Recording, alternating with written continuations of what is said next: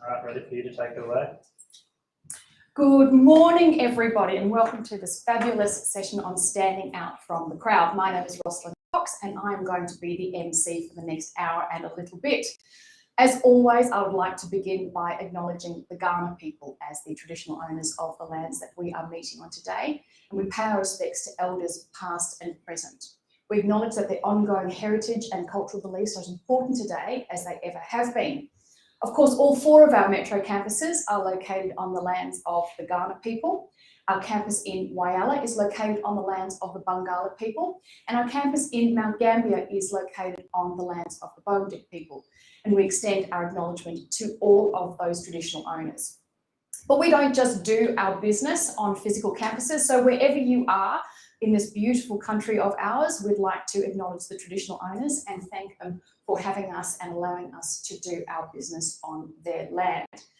So how do you stand out from the crowd? It is a question that we all ask ourselves. And I know for many of you at the beginning of your careers, this is a really important question. And it's wonderful that you have been proactive in joining us here this morning.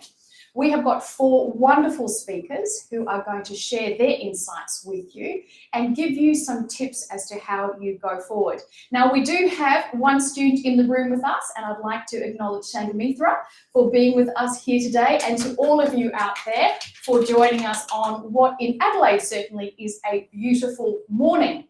So our four speakers today, we have Milan from the business.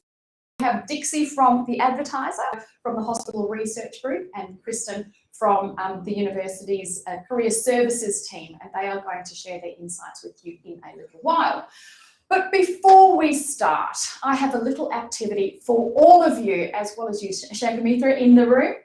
So we know that employers these days are looking for candidates who have got high levels of emotional intelligence, and candidates who are also resilient. And the research shows us that mindfulness activities are great ways of growing both your emotional intelligence and your resilience. So my first activity for all of you, I'm going to encourage everybody in the room to do this as well, including all of the people who have made this possible. I would like you to think about 3 good things that have happened to you in the last 24 hours. 3 good things. Now, they don't need to be huge achievements. They don't need to be getting an HD on an assignment. It could be as simple and wonderful as having had a great conversation with someone that you really care about. The research shows us that if we do this activity once a day for a week or once a day for 6 weeks, we see a noticeable increase in our happiness. The other wonderful byproduct is that we are far more likely to go through the day looking for positive things. So I throw out the challenge. We're going to give you in your own space to think about the last 24 hours, maybe close your eyes, maybe reflect on this. Think about 3 good things that happened to you in the last 24 hours. Now, we're going to use this as we go through the session, and at the end of the session, for those of you who would like to stick around to do some networking, this is a great way to think about how you might introduce yourself to others by thinking about 3 good things. So on your own 5 minutes, we will see you back in about 5 minutes' time.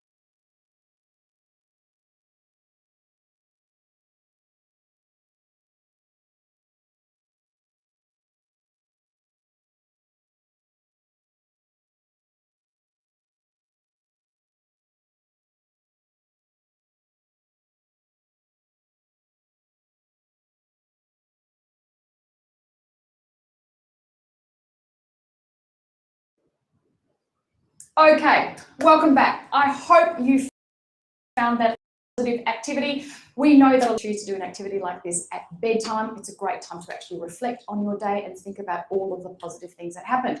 Now, I'm about to hand you over to our wonderful panel who are going to talk to you about how to stand out from the crowd. Before we do that, I thought I'd give you a little tip about how to stand out from the crowd when you are introducing yourselves. Now, the traditional way that we normally do this is to introduce yourself.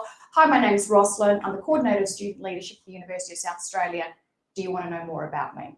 And usually by that time, most people have kind of switched off. It's even worse if you have other titles like, hi, I'm Rosalind, I'm a consultant, and people's eyes just glaze over. So certain types of professions can actually cause people to glaze over more quickly. So I have got a little tip for you, how to stand out from the crowd when you introduce yourself. It's something called an elevator pitch. Now, I want you to think about getting into a lift with a really important person, someone in your life who you would like to influence. The whole concept of an elevator pitch is that you only have as long as it takes to get to the floor where that person is getting out to influence them, to leave a lasting impression on them. So an elevator pitch is a really succinct way to describe yourself in a way that's going to pique someone else's interest. Now, I'm going to be completely candid with you. I threw our panel this challenge at the very, very last minute. One of the things that you need to be in order to stand out from the crowd is completely authentic. You need to be authentic and you need to be comfortable with not being perfect all the time. And I know that our wonderful panel are up to this. So I thought I'd give you a really quick snapshot of how you actually put together your own elevator pitch. At the end of this session, we are going to give you an opportunity to really reflect on what we've talked about and to think about how you might take some of these tips forward. So one of the things I'm going to challenge you to do is starting to craft your own elevator pitch. So the next slide is going to show you how we actually structure our elevator pitch. Simon Sinek, who some of you may know about, has come up with this concept of the golden circle, which starts with your why. Now, our brains are constantly seeking people who are just like us. And what we are searching for is likeness in our values. So the Simon Sinek elevator pitch always starts with your why, your purpose in life. If you want to stand out from the crowd, you need to know what your purpose is. So this is a little way to nudge you towards thinking about how you're actually going to articulate your purpose, how you're going to articulate your why. Then you go on to your how, and your how is actually how you live your why every day, and often in what we're talking about today in the context of your work. And then you finish off with your what. And the what is usually what we start with, but it's actually in the context of the elevator pitch what you end with. So my elevator pitch looks something like this. So, hi, my name is Rosalind.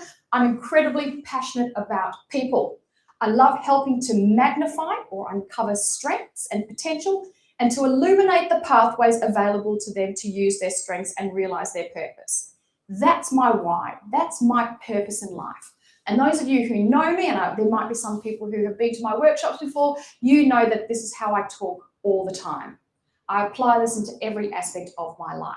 My how is that I'm at my best when I'm really busy delivering workshops, coaching clients and students, and supporting organisations through my consulting services with a focus on maximising the performance of individuals and teams. So that's my how. That's how I actually live my why. And my what is I'm Rosalind, I'm a facilitator, consultant and coach. And here at the University of South Australia, I'm the Coordinator of Student Leadership. So it doesn't need to be war and peace, just something really simple that you can actually use, not only to share with others what your purpose is, but to remind yourself as well. So now I'm going to throw over to our wonderful panel, and they are going to introduce themselves with their version of their elevator pitch. So with a great deal of courage and enthusiasm, Milan. Hello, everyone. Do I start? Absolutely. So, I'm Milan. I'm very passionate. My why is since I was a child, I've been very passionate about starting businesses and also about making people feel good about themselves. And it started like this, and I have become do my best when I'm doing those two things. I create business. I love creativity in doing that. But most importantly, I love when I'm delivering great customer service to people and making them feel that they're very special and making them feel worthy about themselves and getting that good feedback. At the moment, I'm the UniSA business concierge, and I have two businesses currently here in Adelaide. Wonderful. Big pitch. Dixie. Hi guys. Sorry, I haven't even thought this through. So my why is I love talking to people. So getting paid to talk to people is a pretty good thing. I like sharing stories. So how I live through this is by holding people accountable, telling stories and giving voices to victims and people who may not have a voice and may want to explore an avenue where they can share their story or experience. So I'm a journalist and a reporter and whatever else, counsellor sometimes. But yes, that is my much shorter and less exciting pitch. Absolutely not. It was wonderful. Thank you, Dixie. Sarah. Hi, I'm Sarah. I love writing and communicating with all different groups of people and educating people on things that they might not know about otherwise. And I do that through sharing social media and creating content and engaging with various audiences. And I do that as the marketing content coordinator for the Hospital Research Foundation Group. Fantastic. Well done. Kristen. Hi everyone, my name's Kristen. I'm also passionate about working with people from all different walks of life and sharing ideas that people can implement into their life, even if they're small tips that can make a real big difference. I thrive in team environments where I can have meaningful conversations with students, employers and staff at UniSA, and I do this as the Student Employment Officer in the Career Services team. Fantastic. Big round of applause for our wonderful panel. So hopefully this was a wonderful practical demonstration of the power of the elevator pitch. If you want to stand out from the crowd, create and craft your own elevator pitch that you can use and apply in the way that our four wonderful panelists have done. Now I am going to throw over to the four of you, and the first question I'm going to ask you is, what do you think your top tip is for people listening and in the room today? How do you stand out from the crowd in terms of crafting your ideal career?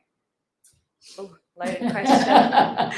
I think the one thing that really helped me while I was studying and looking for opportunities to stand out and craft my career was to make sure that you're open to opportunities. At the university in particular, while you're studying, there's lots of different areas and resources available to you where you can do things out of studies.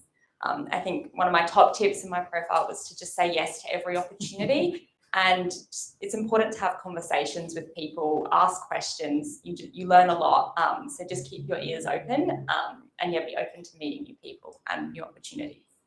Fantastic. Thank you, Kristen. Who'd like to go next? I think keeping an open mind about what you're doing and where you might end up. I did not think I would end up where I am. It's not at all what I thought I would do.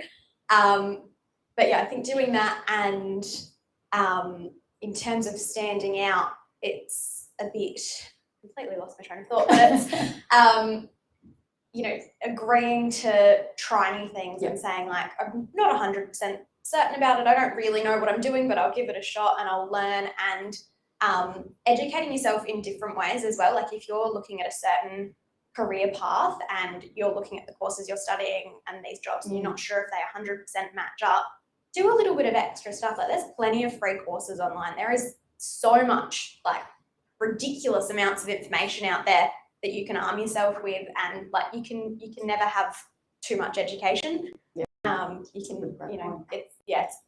never going to be annoyed at yourself for knowing too much about something you're trying to get into. So yeah, I think just arming yourself with as much education as you can get. Fantastic advice. Thanks, Sarah. Pixie.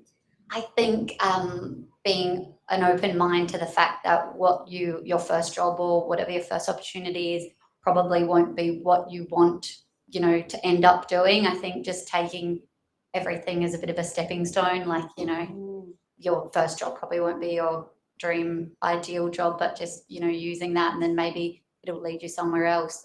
Also, yeah, lots of practical experience will help you stand out from the crowd. I find like that might be terrifying now if you're in like your last semester, but you know, I probably got on that train a bit late, but yeah, just lots of volunteering or internships or just getting your face out there definitely helps, I think.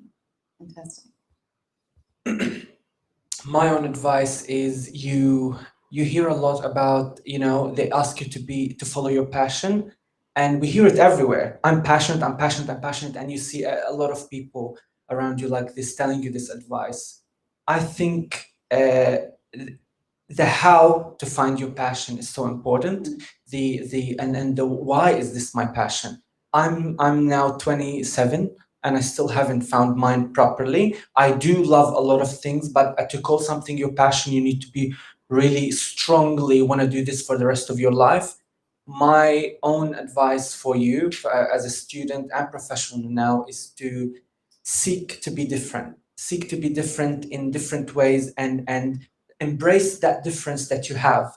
Don't be afraid of embracing your own color, your own beauty, your own voice, and the way you want to dress up, the way you want to talk to people, the way people react to you. You are different, and if you embrace that, I think you're in a great position in life, and that's the best foundation and stepstone to be successful and to be even to reach higher places that we reached at this time of our age. Wonderful, fabulous advice from our panel first up. And I don't know if you noticed, but I certainly did, that the advice that our four panelists gave about how to stand out from the crowd actually matched with their purpose, matched with their elevator pitch. So again, there's that authenticity, there's that consistency in the way you talk about yourself. Now, I wanted to pick up on something that both Dixie and Sarah mentioned as well. Often when we think about our careers, we often think about, if you want to visualize a ladder, many of us think about our careers as sort of this really linear path towards our chosen goal. But in life, things generally don't work out like that. And that's what our panelists have all spoken about just before. Sometimes it's useful to think about your career more as a jungle gym. So I want you to cast your mind back to the playground and those jungle gyms that we all used to climb on, that far from being linear, sort of have got down and across and up and across and down. And sometimes in order to find your purpose, in order to find that job that's going to give you that sense of purpose and satisfaction, sometimes it's actually having the courage to go down and across and up. So Dixie talked about stepping stones, and I know Sarah was also talking about being really open to opportunities. Be really mindful of how you think about a career, whether in your mind it's a really linear pathway, or whether you're actually open to the idea that you might take a few different paths along the way. Sarah, when we were talking previously, you said that one of the best pieces of advice you could give to people is to ask for advice. So I'm going to ask all four panelists, but I'm going to start with Sarah. What are you for actually asking for help and advice through your career? It's just do it. It's, you know, if you don't know what you're doing, just trying to struggle through, it's just going to make it so much worse. You're going to get so stressed and so anxious, and you're just going to freak out about everything that could go wrong. And I mean, I've seen this in my own office in the last week, people not understanding certain elements of a project we're working on, and they don't want to ask for help because they're, you know, they're higher up and they should know what they're doing, which no one, like, little secret, no one knows what they're doing, ever. You have days where you're like, yes, I've got this, but a lot of days you're muddling through. And had they just stopped and asked for help, they would have had a lot less work to do. Yeah. So they created so much more work for themselves because they didn't understand, and rather than just saying, hey, I need a bit of help here. And I think it's just getting comfortable doing that. And it's always going to be an uncomfortable thing when someone expects you to understand something and you're going like, nah, like it's no, in one ear and out the other, don't understand what's going on. Yeah. Just ask again. People are not going to be mad that they have to explain things to you. Most people are generally very open, especially the industry I'm in, very open to helping other people. Yeah. And, you know, people like to think that they've made an impact and helped someone progress and help them learn and become better in whatever it is you're doing. So it's just ask. Yeah, that's a fabulous point. When you are asked for advice, it often makes you feel really special as well. I'm going to ask Dixie, do you have any ideas as well? Thank you, Sarah. Specifically, I think sometimes the hardest bit is knowing who to ask. So if you're at a uni, you're sort of exposed to lots of people who will be able to help you in whatever you want to ask, because it's probably relating to what they do or formerly did, which is really helpful. So asking, because it might not be them that can directly help you, but they can, hook you up with someone who knows more, or and then that opens you up to knowing more people. But even I was pretty lucky to have a big family with lots of odd. So I think as well, like taking in, even friends, like parents of friends who are in certain areas, they might, have the answers, or they might also know people in certain areas that you can ask the questions to. So yeah, working out who to ask the questions to is probably the hardest thing for me. So that's probably my advice. Fantastic. So some questions might really cost a fortune for people to answer, and some questions are really free and they're available to you. So finding the right person, as she just said, to ask is so important. But also, it's not only asking questions for advice, also ask for feedback and get people to tell you if you're doing the thing right. You don't have to always say, how do I do this? Say, I'm doing it this way. Is that the right way? Because sometimes they will seek advice from you. You'll be doing the right thing from the beginning. So yeah, ask for feedback. Wonderful. Kristen. So these guys have touched on some great points, and I think one thing I'll just add to it is when you do ask questions, try and do it over the phone or in person. I know that's not always possible, but I found in my role I can get a lot more out of someone if I can just pick up the phone and build that rapport with them. Or even, if you've got a few questions and you're new to a job, set up some time with someone in your office that has become a bit of a mentor, or whether that's your supervisor. Emails are great as well, but I find asking questions in person, I can get a lot more valuable information. So that would be my tip there. Fantastic.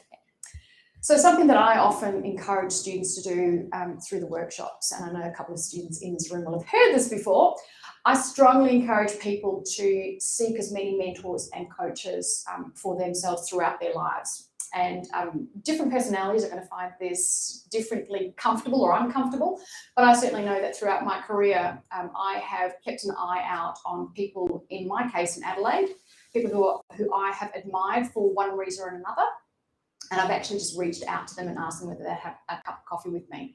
And I've never, ever had anybody say no to actually providing me with advice, which is what our panelists have said. Sometimes we fear asking for help, but sometimes the person who you're asking for feels incredibly privileged to actually be asked to provide for advice, which is great. Now I'm going to, and this might be a little bit difficult for some of you, because I know that it's what's to do with your elevator pitch. Milan, you talked about when you're thinking about your career, how important it is to find your passion. I'm going to throw this out to all four of you. How did you find your passion, or are you still searching for it? And what advice would you have for the students listening today who might just be at the beginning of their career or mid-career or changing careers? What advice would you give people to actually start to find that passion? I think for me, it does take a lot of internal reflection. When I was choosing what I wanted to study at uni, I thought about what I enjoyed doing, not only academically, but just in my personal life. A lot of conversations with family and friends, and I quickly realized I like working with people, and I like working in a team, and I like things that aren't just straightforward, but involve a few different elements. And that paired with my favourite subjects in high school, which were business and legal studies, I thought HR would be a good fit, and it allowed me to work across different industries. And I was really fortunate that I enjoyed my course and I stuck with it. So I think just really taking that time to think about what you enjoy doing, what you're good at, and just talking to people you know, and hopefully that gives you a bit of direction and idea of where you see your career going. Great advice. I think further to that as well, you know, looking inside and thinking, what do I like and what am I passionate about? That's a really hard question to answer. If you just say like, I don't know. So I think asking other people and having conversations with people who might have a bit more insight, like before I started uni, I had been speaking to a psychologist because I was like, I don't know what to do. You know, need to think something for my life. What do I do? And they said, you know, what do you like doing in your spare time? And you can tell this is going back a few years because I was like, oh, I like flipping through magazines, many of which have now been discontinued. And they were like, okay, well, why don't you, you know, look into journalism or communications or something like that? And so I looked into it and I sort of thought like, oh, I don't want to put myself in a box of just, you know, writing magazine-y type things, and that's probably not got a lot of longevity to it. And so, you know, communications you can take that anywhere. You can do that in a range of areas. It gives you the option to pre-COVID travel and, you know, move around and try out different things and communicate in different ways with a lot of different people. And there's a lot of collaboration, which, yeah, I think it's looking at little things that you like and finding where that fits. And it doesn't have to be an immediate, like, I'm so grow, I think. Thought I would go into like a not-for-profit space, but I do really, now that I've been in it for a while, I do really love it. And I would likely stay in that field going forward if I was to move anywhere. So yeah, it's something that you can build on over time as well. Fantastic. I think if you just, probably my tip was just to start something. So I knew that I was wanting to do something where you'd need probably a university degree, or actually, to be honest, I just thought I better do something. So, you know, get a uni degree. So I just signed up to arts. And then I think when you've started it, I realized, okay, well, maybe now that I'm studying, I think, what would I like to study? And then you can change. So just starting something is probably a really good thing. And that was the same thing with getting a job. It's sort of like, start something, and then if you hate it, it's clearly not your passion and you don't want to be doing something that you hate every day. So probably start something. Yeah, great advice. Life, passion and life are very similar. And if you're going through, if you're going to, it's fairly simple. In order to find your passion, you need to leave the room. You need to just go out, be uncomfortable, and find that different opportunity. Through life, we have a lot of self-discovery. We every day we learn a new thing about ourselves, and that's when we see different things. And if you're going to lock yourself in a room that you're comfortable, most of the people, they seek to be comfortable in life. And if that's your goal, you're not going to find your passion very easily. If you get out of the room and be a little bit uncomfortable with your passion, and you might find 8 different passions. Just go out and be uncomfortable. Very good advice from all of our panel members there. Now, I don't know if anybody was watching TV around the time of the Olympics, but there was this fabulous ad for the Paralympics. And it said, you don't need to be great to start, but you need to start in order to be great. And that's what I heard our panel members say. For those of you who are thinking about your careers, and I know that the feedback we got from students prior to this session was that for some of you, there's this real anxiety. What do I want to be when I leave?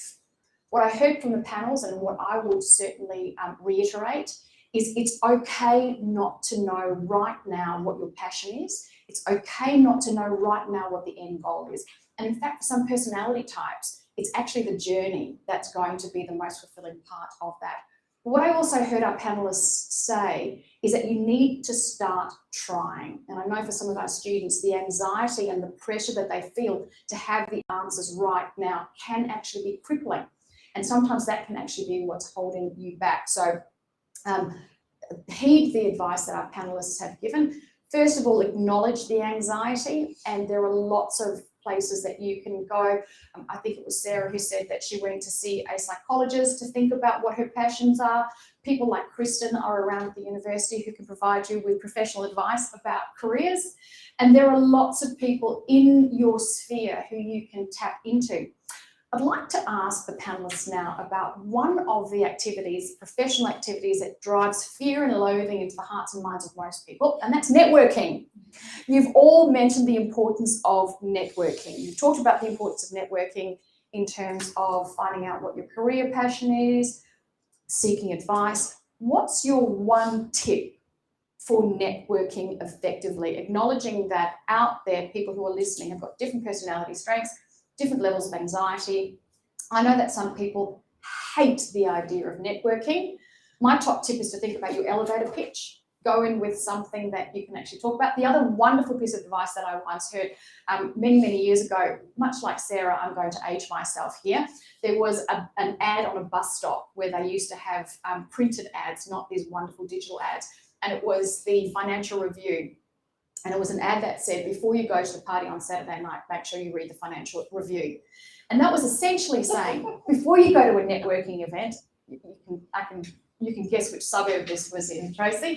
Before you go to a networking event, read about some current events that you can actually talk about. Have a few things in the back of your mind or in your pocket. There's nothing wrong with having some cue cards in your pocket that can actually give you some things to talk about if networking is not something you love doing. So I'm going to throw it back to our panel. What's your one tip for networking effectively? And maybe you also want to talk about, for your industry specifically, what advice would you give people to start to build their networks?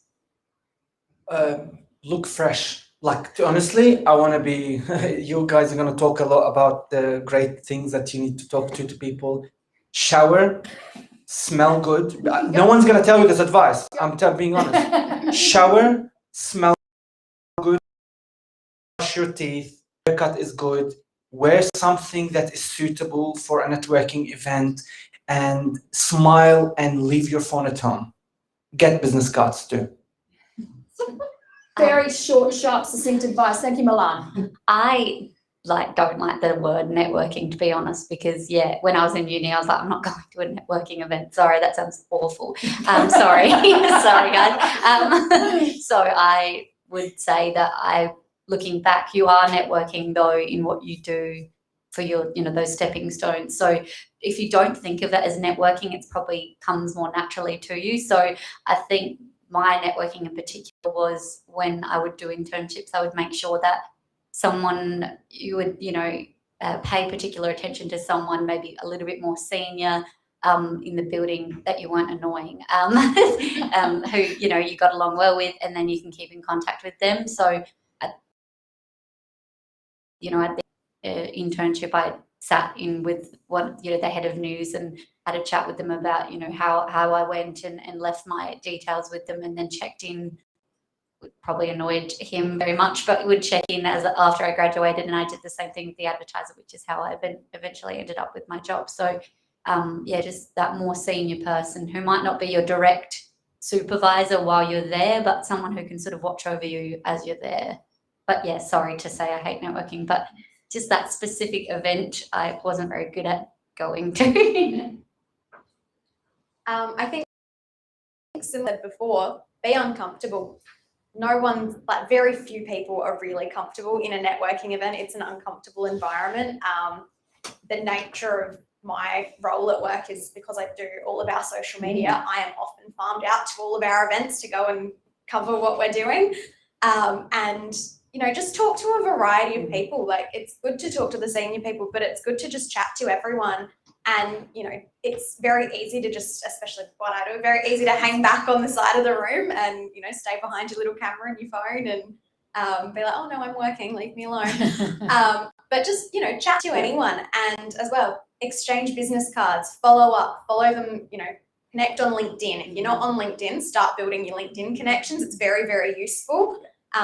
Even just in getting information, if you're working on something and you're like, hey, I need a bit more information about this, and I remember talking to this person who specialized in that area, reach out to them. Like, don't ignore those sorts of messages. I think it's flattering. You're like, oh, someone wants to know what I think.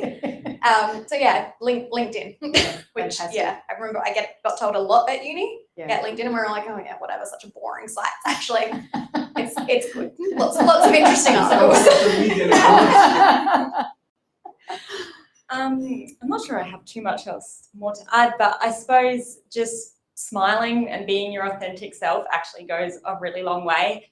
And linking back to when we're talking about questions, networking is often just asking people questions. So just ask questions and having, if you're going to a networking event, just having some questions prepared, or knowing that even just conversations informal in your workplace or in your social circle, questions can lead to other conversations, and that can lead to, oh, did you hear, let's say someone's hiring, and it's just being open to having conversations with people is a really good start. And I suppose career services do run workshops on networking. So if you are going in blind and just want to know the basics, join one of our online workshops to get you started. Yeah, brilliant. I think that's such great advice from all of you. And I think I just want to pick up on what Dixie said. I think sometimes one of the way we actually go into these opportunities can sometimes be impacted by how we think about an opportunity. So if the idea of networking just drives fear and loathing into you, find a different way to think about it. Think about it as an opportunity to influence. Think about it as an opportunity to learn. Think about it as an opportunity to share. Whatever way that is going to help you walk into that opportunity as the best version of yourself is a fabulous thing to do. Now, I'm going to pick up on something that the panel just talked about, and that is how you actually start curating your online presence. How do you curate your online presence to stand out from the crowd? And I'm going to start with our careers expert, Kristen. What advice do you have about how you actually craft your online presence? I'm going to throw to the rest of the panel. Yeah, absolutely. Well, interestingly enough, when I started in career services, my online presence there was, or lack thereof, it was quite small. And I learned through my role in career services that it's really important to have that online presence, because that leads to a lot of networking opportunities. So really thinking, essentially your elevator pitch is a good start, because that's what you want to put out there to people and the online world. And connecting with people that you've worked with in the past. Essentially, just getting started on LinkedIn. And there's lots of courses as well if you're not unsure about how to get started on LinkedIn. Again, Career Services does workshops on that. So it's just really important, especially in this day and age. We make connections through online means. So knowing what the messages you want to put out there and getting started. Fabulous. Thank you, Kristen. And to our social media expert. So I think back to link some experience, and you're popping those under your little experience tab. Don't just write the title and for how long you were there. Write what you did. Write how you had an impact in that role and who you worked with, what you achieved, those sorts of things. No one, like, if I just say, oh, I'm the marketing content coordinator, most people haven't got a clue what that means. But if I say, oh, I do this, and this is what we achieved and this is the impact it had, that has a lot more meaning.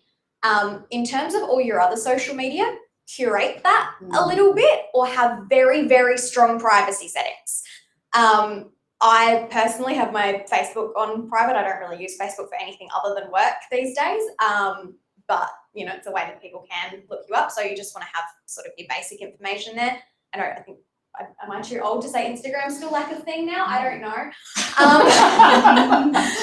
But, on your Instagram, if that is a public facing account, don't have things on there that you don't want an employer knowing that you do on the weekend.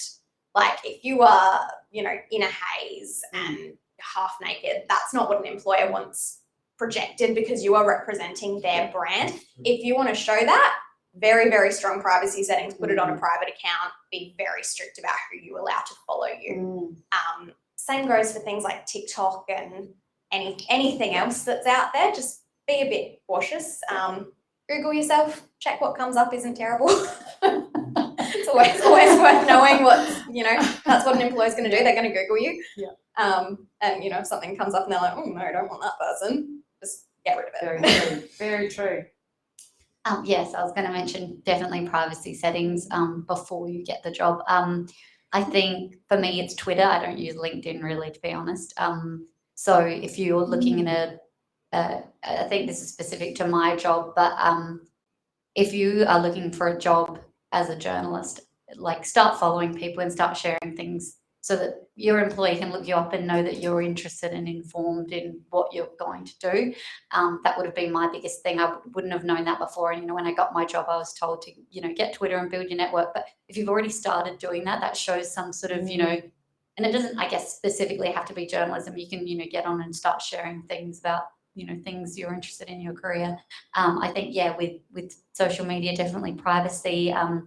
I've found, because I use social media a lot with work, maybe making yourself like you could make a Facebook that's, a professional Facebook, and then that way it's, more open and less, inappropriate maybe. But yeah, I think they're my main social media things. I agree with you girls. Definitely, you're being watched. You're definitely being watched, everything you do. And my advice, if you have consistency in your brand, you are a brand. No matter what you do, if you're just a student sitting at home, you have a brand. Even people that they know you, sometimes you have colleagues following you. Don't call in sick and post a photo on the beach. Don't, these, even if you're working a casual job. Now I know that you're at uni, you didn't finish uni yet, so therefore you're probably still working a part-time job. This is how you build your networks. Just to touch base quickly on LinkedIn, I think there's a secret to LinkedIn is having a story. I think you all touched up on that. Having a story in your bio, who you are, employers can relate to. How you started, where you are now, and how your goals meet that company's goals. How you want to improve yourself, how you're learning. Email, message people on LinkedIn, and ask them if they would like to mentor you. I had a student message me, and I'm mentoring her, and she's running her own business. She just emailed me, she wants to start her website. So it's like sometimes strangers on LinkedIn you become really close with, and you get a lot of benefit from that platform. Fabulous advice. I want to follow up maybe with Dixie and Sarah particularly. The value of writing stories on LinkedIn, not stories, articles, pieces and blogs, as a way to curate your online presence, pros and cons. Any advice that you give to people? And maybe Kristen as well, if you've got anything to add to that. I think it depends where you're at in your career as well. Like if you are in an entry-level job and you are writing an article about how to succeed, maybe it's not as useful as the boss writing it, or write it, have the boss give you some input. And so I think there are pros and cons. I personally wouldn't be writing articles on LinkedIn, but sharing posts about what you're doing in terms of your work day or professional things you're doing, like something like this, I'm sure will pop up on LinkedIn later today. I know I will. And also interacting with your work and things that are similar. So I know I share a lot of things that I will have shared from the work accounts, saying, we've done this, and, it's something that you can say, like, I'm really proud to work in a place like this that's helping do this, this, and this. And if you want to support us, you can, check this out. And so it's beneficial for your employer as well as yourself. But yeah, in terms of articles, I don't think everyone should be writing articles. Not everyone needs to go out there and jump on and be like, I'm going to share every thought I've ever had. It's not Facebook in 2008, so it is a professional site. Moves so quickly, doesn't it? Yeah, it's going to say, not the status, updates and everything. And yeah, I don't have a lot of experience with LinkedIn, so I'm not your best speaker on that. But I think I use Twitter to have to share the stories that I write, but also to share the opinions about certain things that are happening around the place. So you can use that for LinkedIn as well, or if you've done an internship or whatever, and you're building your LinkedIn, you can maybe have a post that says had a great week here, and maybe tag them and say thanks for the opportunity, and they might appreciate that in a way somehow, sort of that's conscientious or something initiative. And anyone else have any thoughts? I'll just quickly add, I agree that I probably wouldn't write a blog or an article just yet where I'm at with my career, but what I do is look at what the university's posting, people in my industry as well, so as much about like-minded people. And I found I've just learned a lot about the HR industry specifically and the people that I work with in my team through their own interactions with posts and blogs. So that would be my advice, just as you're starting out, maybe not write just yet, but be open to what other people in your network and a more senior posting, because that's what you learn. Great advice. Milan, did you want I to just add? want to say something. It's not disagreeing with you guys, but it's more like to add on to one thing you said. Because we want someone to stand out from a crowd, in my opinion, posting, let's say they're doing a human resource course and they found a little gap in that assignment that they're doing, or so for them to create an article about that certain topic and say, I found this and it might go viral and they might actually be right. At the moment when I was part-time and a full-time student and part-time working, I used to, every time there's an event in a room at the university, I take a photo of it, put it on LinkedIn and say, this is what's happening today at UniSA Business School. So, and I even found that a lot of staff from the university was following up on my channel to know what's happening. And I'm just like posting it from my phone. So sometimes it's very important, if you have an idea you want to share and you feel confident about, if you have writing skills like Sarah, for example, why not do it? Post something that is grammatically correct. At the same time, you feel it might help you reach more people in that area or discipline. Yeah. If you love marketing, do about marketing, blogging. Of course, yes. One just small point, if you are sharing anything, proofread it. Just anything you are posting anywhere, proofread. That's right. That's right. So what I heard from our panel was there's wonderful opportunities to actually learn from others through social media. But if you are going to use social media, be really deliberate about it. And if you can, be really strategic about it and think about how it might be seen by someone in 5 or 10 years' time, what the worst case scenario might be and what the best case scenario might be. So be very, very deliberate about what you are doing. So we're coming to sort of the end of our session. I'd like to ask you a few things. The first is the role of, and I think Sarah, you sort of mentioned this when you're thinking about your LinkedIn profile, and the difference between writing a whole laundry list of your responsibilities versus your achievements. And Kristen, I'd be interested in your feedback on that as well. So when we're thinking about our LinkedIn profiles, when we're thinking about how we actually curate our CVs, the role of achievements and being able to succinctly describe achievements rather than a laundry list of roles and responsibilities. Yeah, that's really important. At Career Services, the one bit of advice I give to students, particularly with their resumes, is if you can put a numeric value on your achievement, that really helps. So, for example, if you were involved in leading a team of people for a specific event, mention how many people were in that team.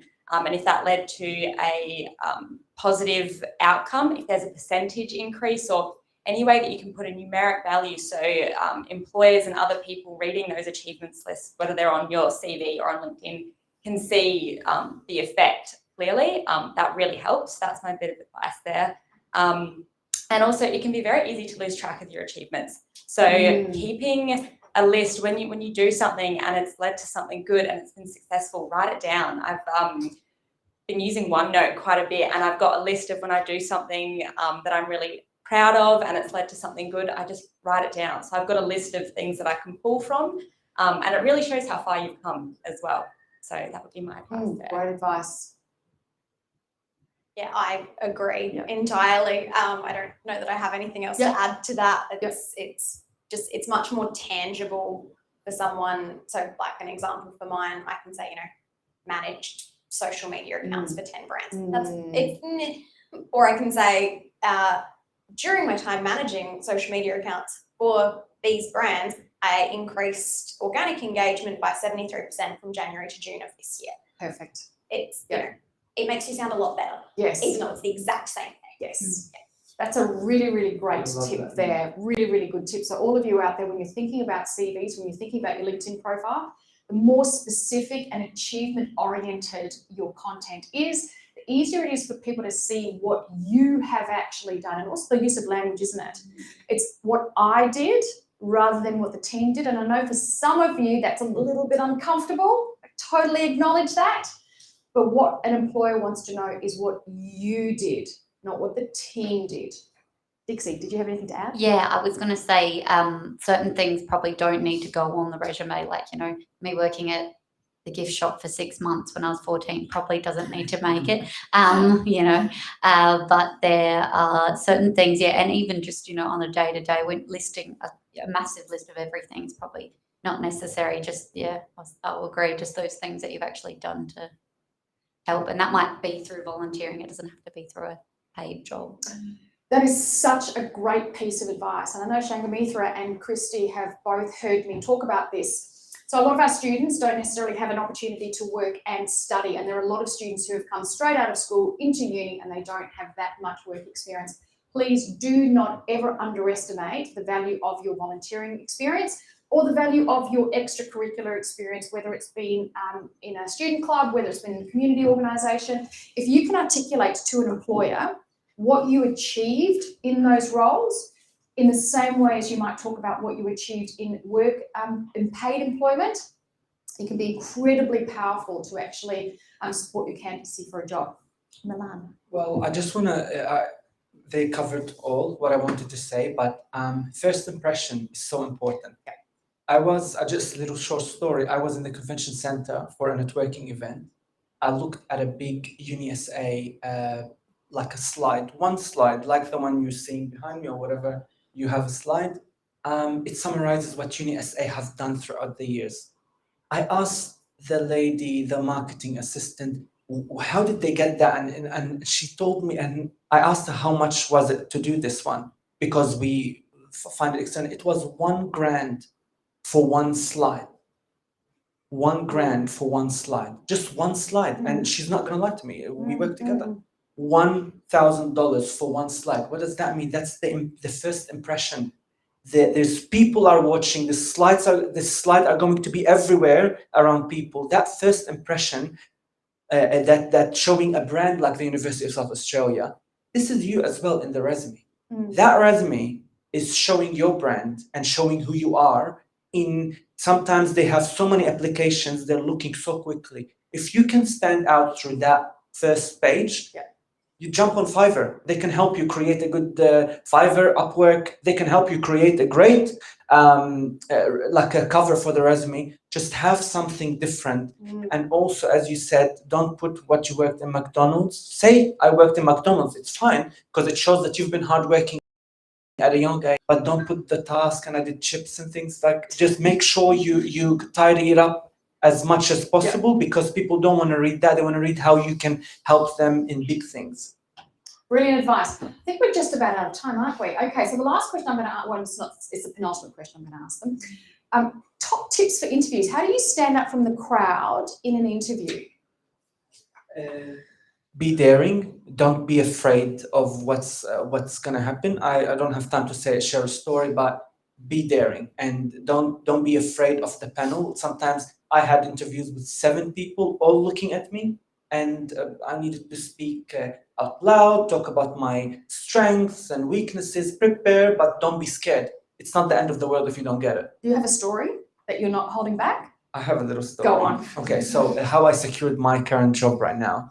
I've been asked how I currently I work as a concierge for the University Business School, and I've been asked, they asked to prepare what are they going to bring to the role that I'm applying to. And I went there was all big managers of the university interviewing me, the first role ever introduced for the university. So it was a little bit of a tension there, but I thought, I've done a little bit of work in concierge at a hotel, so I'm very confident. And they told me to say, what would I bring to the concierge role? I actually told them, do you even know what a concierge means? And they all looked at me all like, he's not gonna get it. I was very daring here. And I said, do you know what a concierge means? And one of them jumped, Professor Mary Wilson, and she said, please explain. I said a concierge is, and I explained what's concierge. It's a word, it's a French word. So it started with the word conci. It means the keeper of the candles. And a concierge back in the day in France, he used to hold the candle and go around the hotel and turn on the candles. That's why they called him the keeper of the candles. He keeps everyone happy in the hotel. And I told them that's what I'm going to bring to the business school. I want to make sure everyone is happy, whether it's staff, students. And me saying that moment, I knew I got the job, because the way they all looked at me, it meant that that's phenomenal. This is what they want to bring. So this is not a wow story. I just Googled concierge before the interview and I came up with this idea. So share a story and be daring. That's why I wanted to share this. Authentic, brilliant. I think not trying to bog yourself down with using big words because nobody really knows what they mean. To be honest, I don't know what many big words mean. So you won't be dumb if you just be quite authentic and speak like you would to a everyday person. And probably every person that I've spoken to about an interview before they go in, they say, I probably won't get it because I'm not qualified. But I think if you think of it in the way that is like every interview is an experience rather than I really, really want this job, is probably a better way to think about it and you won't freak out as much. That's great advice, yeah. Be prepared, so really thoroughly read through the position descriptions and do some research on the company you're actually applying to. So if they say, why do you want to work here? And you don't know what they do, it's a bit hard to answer the question. And, make sure you've got questions to ask them as well. It's just as much an interview for them, for, if you actually want to work there. It's not all about you. And take a breath.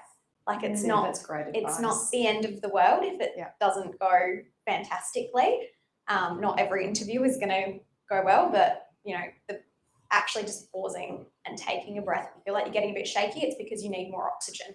So just slow down. No matter how much you need the job. No matter how much you need the job. So be prepared, ask questions, breathe. Great advice.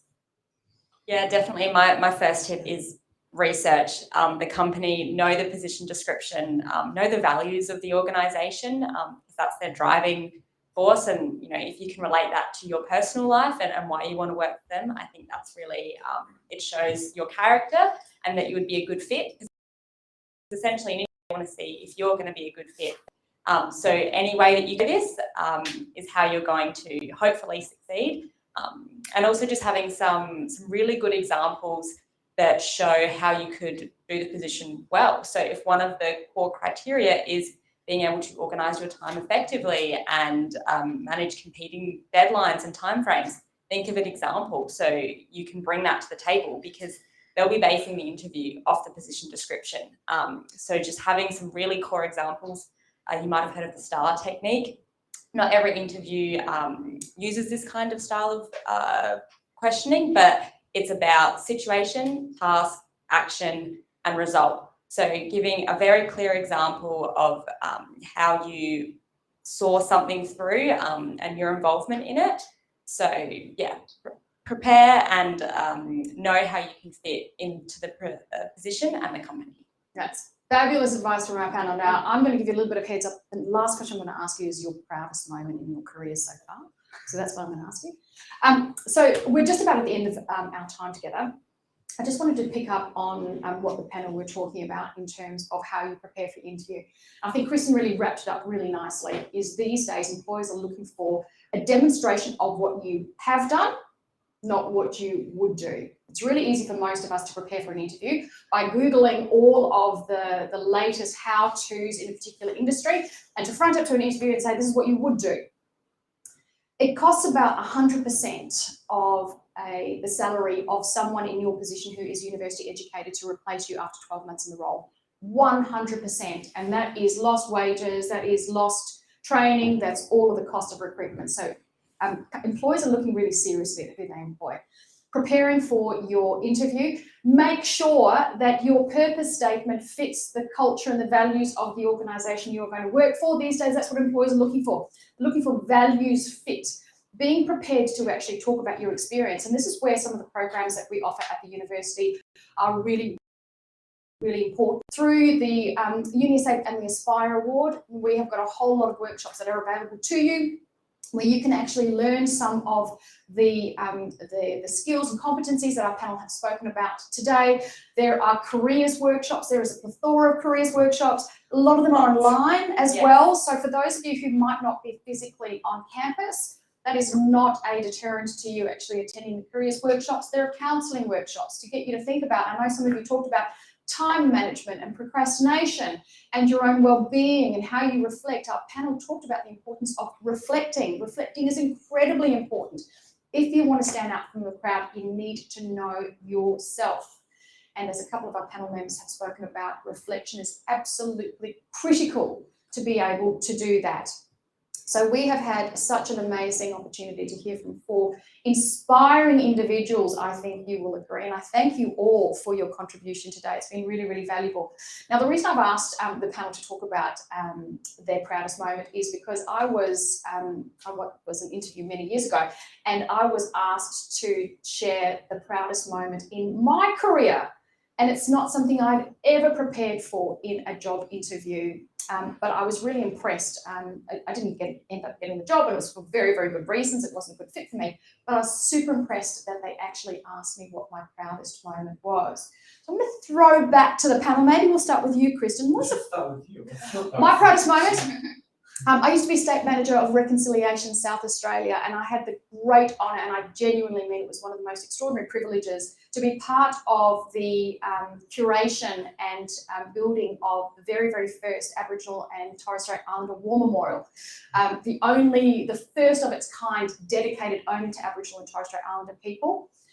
Which is located, for those of you who are in Adelaide, it's on the Torrens Parade grounds, and I was part of the establishment of that particular memorial, and it was definitely one of the most significant things I've ever done, and probably the proudest moment. And it just so happened that I interviewed during Reconciliation Week, and those of us who were part of this memorial, we got a piece of the granite rock that the memorial actually sits on. And there's this beautiful badge, that pin that goes along with it. And it was Reconciliation Week, so I was wearing mine. So I'm happy to say, and I'm also wearing a part of that memorial. So that was my proudest career moment. Very, very moving for me. Kristen, we'll start with you. Yeah, it's a tricky question, but I think the first thing that comes to mind is honestly getting this job. It's my first professional role, and the interview process I found quite scary and daunting. It was my first panel interview. It was, an hour long, and I really didn't think I would get it. I didn't think I was as experienced, and my supervisor since told me that people with more experience I was up against, but I was successful in it, and it was something I really wanted. I've been in it for almost 2 years now, so just getting my first full-time professional role at the university where I studied, where I can now help other students who, like me, were struggling through it, has just been an awesome achievement. Well done. Thanks, Kristen. Similarly, I think I've changed roles a couple of times within the job, but it was my first job out of uni, so getting the job was obviously a very proud moment. And this is probably going to sound quite lame, but I'm proud of myself and my team every day that we commit to working. We work really hard at what we do. It's a big organisation, and it's something that does make a difference in a lot of people's lives, and we are actually improving lives for people and saving lives. And yes, I'm proud every day to contribute to that. Amazing. Thanks, Sarah. Mine's a bit more specific. Got a weird message on Facebook from someone who wasn't speaking much sense, and eventually dug around for a couple of weeks and managed to get someone fired from Port Augusta prison for he indecently assaulted a few girls who work there, and they've all since quit. So that was probably my proudest moment. Yeah. Wow. It's like old school, but Yeah, that's amazing. My proudest moment was in 2018. I was awarded the first National Australian Customer Service Award, which obviously has changed my life since then. But yeah, it's one of the best moments. Always being reminded that you're the reason your workplace is on the map for customer service. It's a great feeling. That is wonderful. Big round of applause, please, for our panel members. Now, I am notorious for going over time, which I have done today, but I couldn't stop talking to our panel members because they have been absolutely fantastic. So to Kristen, to Sarah, to Dixie and Milan, thank you so much for helping everybody who has been online today, and Shangamithra for understanding how to stand out from the crowd in terms of how you build your most purposeful, satisfying career. It's been absolutely fascinating. I hope you've all got something out of it. I'm going to leave you unless there's anything else I need to say. Is there anything else I need to say? Join the Discord. Discord. So there's a link to Discord. on whatever platform you're watching on. If you would like to stay back and have a chat to some of the other students online, and I'm sure we're going to be online to answer any of your questions for the next 15 minutes or so, please feel free to do so. For those of you who need to go, I'm going to put a challenge back out to you. My first challenge is to continue to think about 3 good things every single day. The second thing I'm going to challenge you to do is continue to build your elevator pitch. Whatever you call it, whether it's networking, influencing, sharing your stories, your elevator pitch is one of the most powerful ways to stand out from the crowd. And the final thing I'm going to get you to do is I want you to think about one thing that resonated for you from our panelists, what would you like to do or like to do differently, and commit to doing that with a tangible outcome in the next 2 to 4 weeks. And actually the final thing I'm going to do is I'm going to get you to hop onto Career Hub and look at all the amazing workshops that are available, particularly the careers workshop that Kristen and her team deliver. And it's been wonderful. Thank you so much. Big round of applause to all of our panel members. Thank you so much. Have a wonderful rest of your day.